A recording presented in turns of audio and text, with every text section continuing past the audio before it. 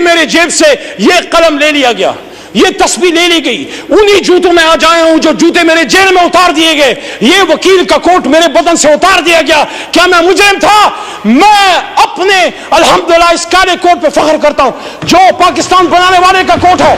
شکریہ. قلم کی تسلیم مت کرو.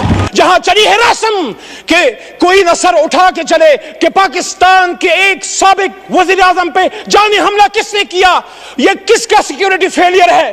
کی تصویر کو لگا کے پاکستان کے لوگوں کے اوپر بوٹوں سے ان کو روندا جاتا ہے کہ کبھی ہتھکڑی ڈال کے نواز شریف کی طرح جہاز میں بٹھا کے ملک سے دربدر کر دو. بیٹی کو پاکستان میں رہنے کی اجازت نہیں, ماں سمیت اس کو ملک سے دربدر کر دیا گیا. تقریباً 2 سال کے گیپ کے بعد کوئی سیاسی بات یہاں کروں گا. اس طرف کے دوستوں سے درخواست ہے کہ میں ہمیشہ احترام کا دامن نہیں چھوڑتا, لیکن اگر میری کوئی بات آپ کو سخت لگے تو اس کا جواب دلیل سے دیجیے گا. میں بیٹھا ہوں, اگر ضرورت ہوئی, ویسے ضرورت میں محسوس نہیں کرتا لیکن میں رسپونڈ کر دوں گا. درخواست ہوگی میری بات پاکستان کے مفاد میں کرنا چاہتا ہوں. میں صرف بطور پاکستان تحریک انصاف کے ایم این اے کے طور پہ نہیں, اس معزز ایوان کے ایک ممبر اور 25 کروڑ عوام کے ایک نمائندے کے طور پہ ایک بات کرنا چاہتا ہوں. اللہم صلی وسلم مبارک علی سیدنا محمد وعلی آل محمد. کہتا ہوں وہی بات, سمجھتا ہوں جسے حق, میں زہر حلاحل کو کبھی کہہ نہ سکا قند. اپنے بھی خفا مجھ سے ہیں, بیگانی بھی نہ خوش. کہتا ہوں وہی بات, سمجھتا ہوں جسے حق. میرے دوستو اور میرے بھائیوں, آج سے 2 سال پہلے 9 اپریل کی رات جب آپ میرے بہت سے بہن بھائی جو وہاں بیٹھے ہیں, آپ یہاں براجمان تھے اور میں حکومتی بینچز پہ پیچھے شیخ صاحب کی یہاں میں بیٹھا ہوا تھا جو میری کرسی تھی, اور میرے سامنے میرے لیڈر کی کرسی خالی تھی. اور مجھے یہ لگا کہ جس طرح 3.5 سال میں نے اپنے حکومت کا دفاع کیا جو میری ڈیوٹی تھی, اس رات بھی میں نے اپنا فرض نبھانا ہے. مجھے بہت سے لوگوں نے پوچھا بعد میں پورے پاکستان میں جب میں گیا ہوں کہ آپ کو اس طرف بیٹھے لوگوں سے ڈر نہیں لگا, وہ 170 172 تھے. میں نے کہا نہیں, سیاسی اختلاف تھا لیکن وہ میں ان کو اپنا ذاتی دشمن نہیں سمجھتا تھا. تو آج جو میں یہ بات کرنا چاہ رہا ہوں وہ یہ ہے کہ جب پچھلے 2 سال کی طرف میں مڑ کے دیکھتا ہوں تو مجھے وہی کہانی, خورشید شاہ صاحب آپ کی بھی توجہ چاہیے, آپ میرے قائد حزب اختلاف رہے ہیں, تو مجھے وہی کہانی ریپلیکیٹ ہوتی نظر آتی ہے جو آج سے 50 سال پہلے اس ایوان کے ایک منتخب قائد ایوان کو جب پھانسی کے تختہ دار پہ لٹکایا گیا.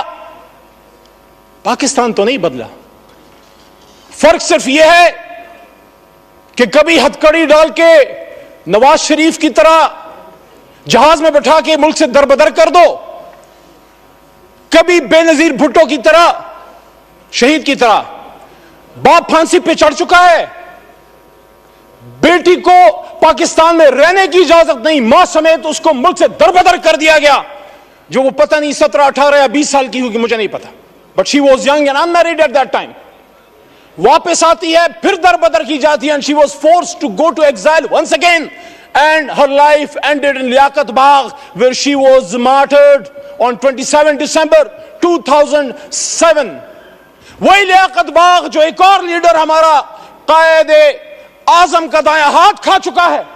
راول پنڈی جہاں سے پاکستان کو مضبوط ہونا تھا, مضبوط ہونا ہے اور مضبوط ہوگا, اسی راول پنڈی میں لیاقت علی خان شہید ہوا. وہی لیاقت علی خان جو مجھے اعزاز حاصل ہے, میرا دادا پیر محمد خان اس کا قائد اعظم کا ایک ادنا کارکن تھا. لیاقت علی خان صاحب تحریک پاکستان میں میرے گاؤں, اور آپ کو سر پتہ ہے, آپ علاقے کو جانتے ہیں, میرے گاؤں امیر مقام صاحب سے مخاطب ہوں.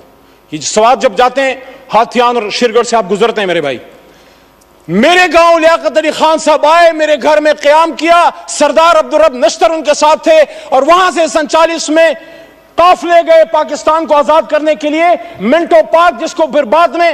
تو جب ہم بھی پاکستان بنانے والے ہیں, آپ بھی پاکستان بنانے والے ہیں, تو پھر بار بار کیوں ہمیں یہ کہنے کی ضرورت پڑتی ہے کہ نثار میں تیری گلیوں کے اے وطن جہاں چلی ہے رسم کہ کوئی نہ سر اٹھا کے چلے, جو کوئی چاہنے والا طواف کو نکلے, نظر چرا کے چلے, جسم جا بچا کے چلے.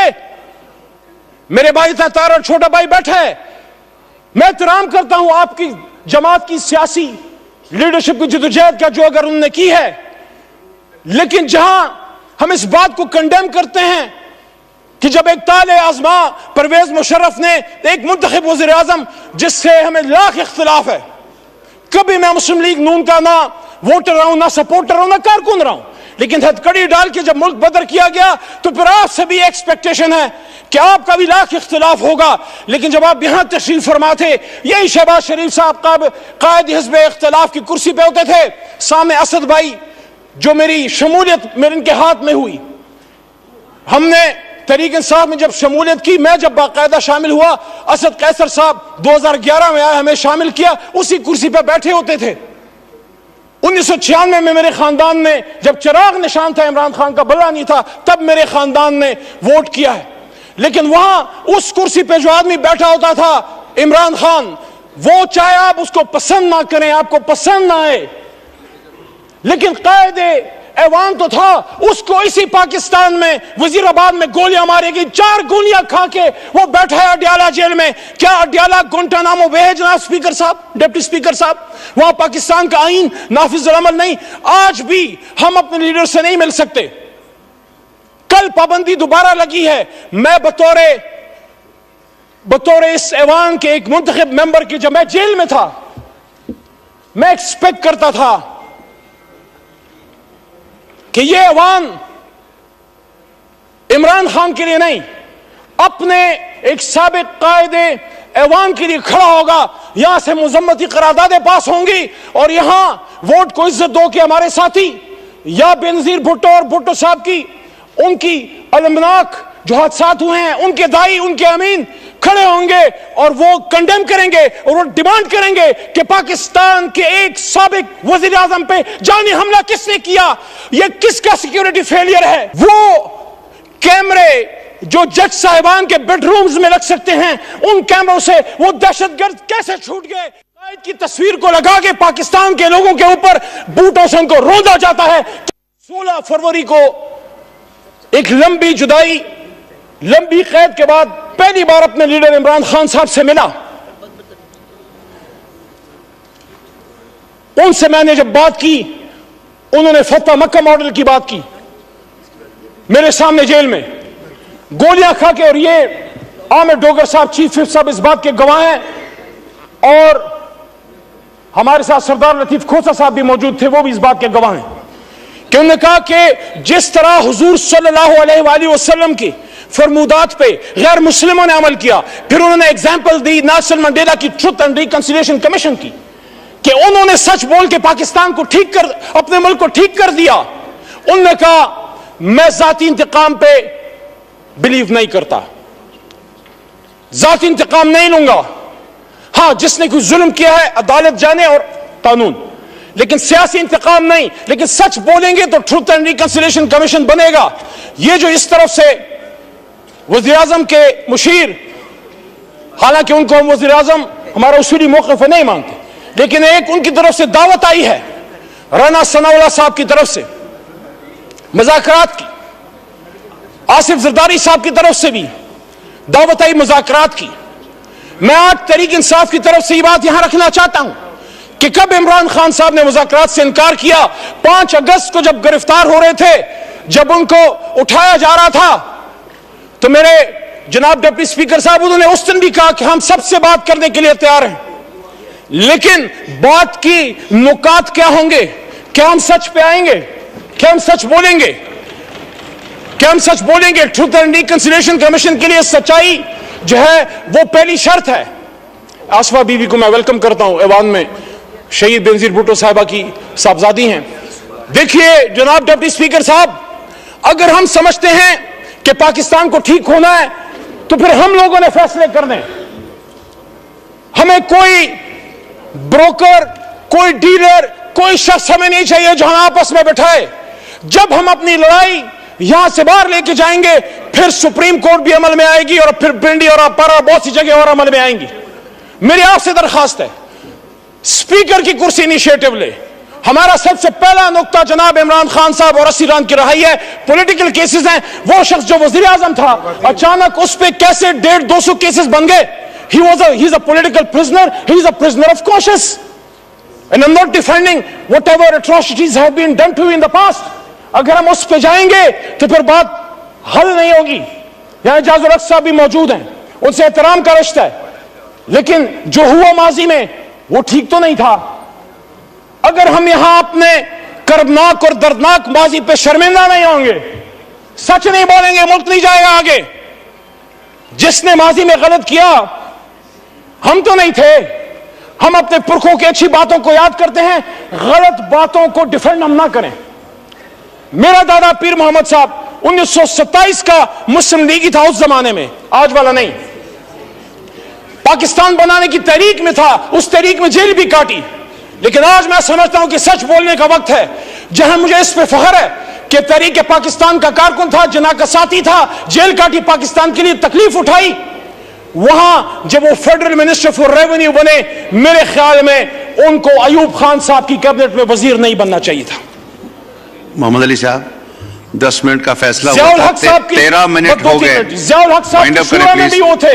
آج وقت ہے کہ سب سچ بولیں.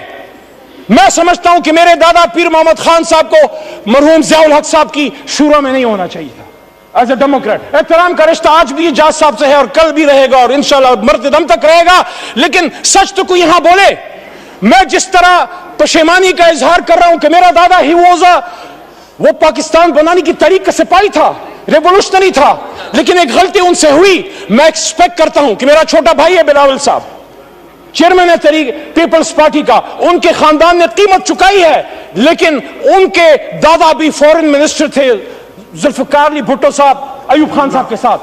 ہم سب کو ان سچائیوں کی طرف آنا پڑے گا. بعد میں انہوں نے قیمت چکائی جس کو ہم آج اپریشیٹ کرتے ہیں. میں نے اپنے لیڈر سے زیادہ آپ کے لیڈران کی بات کی ہے, لیکن آج میں یہ بات دوبارہ رکھنا چاہتا ہوں کہ عمران خان صاحب نے, کیا آپ یہ سمجھتے ہیں کہ کیا صرف ان کی کسی غلط پالیسی کی وجہ سے عمران خان صاحب کو گھر بھیجا گیا؟ میں نے 2 سال پہلے بھی یہ بات کی ڈپٹی اسپیکر صاحب, اور آج بھی اس بات پہ قائل ہوں. جب اس ایوان میں اکیلا کھڑا تھا میں نے وہاں یہ بات کی تھی کہ عمران خان کو اس بات کی سزا دی گئی ہے کہ جس بات کی سزا ہمیشہ پاکستان میں کوئی بھی جو آزاد پالیسی بنانا چاہتا ہے, ہم سے پہلے جس بھی لیڈر کے ساتھ ہوا ہے آپ سب کو پتا ہے کہ انہوں نے پاکستان کی 1 انچ زمین کسی غیر ملک کو دینے سے انکار کیا. اور جب یہاں 2 OIC کانفرنسیں کی اور جب مسلم بلاک کی بات کی, امت مسلمہ کو اکٹھے کرنے کی بات کی, تو یہیں پہ بلاول صاحب موجود تھے. وہاں سے میں نے ان کو بات کی کہ بلاول صاحب آپ کے نانا نے بھی مسلم امہ کو اکٹھا کیا, میرے لیے 2 بار اکٹھا کیا. شکریہ, شکریہ. 15 منٹ ہو گئے, 10 منٹ کا فیصلہ تھا. مائک کھولے محمد علی صاحب, وائنڈ اپ کریں. تو اس جرم کی پاداش میں آج عمران خان صاحب جیل میں پڑے ہوئے ہیں. یہ داغ داغ اجالا, یہ شب گزیدہ سحر, یہ وہ سحر تو نہیں جس کا انتظار تھا, یہ وہ سحر تو نہیں. قائد اعظم نے اس لیے قربانی دی تھی کہ آج ہمارے فیصلے کوئی اور کریں گے. اور وہ کون ہیں جب اپنے لمٹ میں رہیں گے ہمارے سر کا تاج ہیں. ہمیں جتنا دکھ عمران خان صاحب کے بدن پہ گولیاں لگنے کا یا بے نظیر صاحبہ کے شہید ہونے کا ہے, اتنا ہی دکھ ہمیں جنرل سرفراز کی شہادت کا ہے, اور اتنا ہی دکھ ہمیں ثانیہ باول کیا جب جیل میں اڈیالہ میں ممتاز قادری صاحب کے سیل میں دفن میں پڑا ہوتا تھا. میں سوچتا تھا کہ کیا جرم کر کے آئے ہو. جب اڈیالہ سے جیلم لے کے گئے, یہ میرے جیب سے یہ قلم لے لیا گیا, یہ تسبیح لے لی گئی, انہی جوتوں میں آج آیا ہوں جو جوتے میرے جیل میں اتار دیے گئے, یہ وکیل کا کوٹ میرے بدن سے اتار دیا گیا. کیا میں مجرم تھا؟ میں اپنے الحمدللہ اس کالے کوٹ پہ فخر کرتا ہوں جو پاکستان بنانے والے کا کوٹ ہے. شکریہ. قلم کی تسلیم مت کرو. پاکستان شکریہ, شکریہ, شکریہ.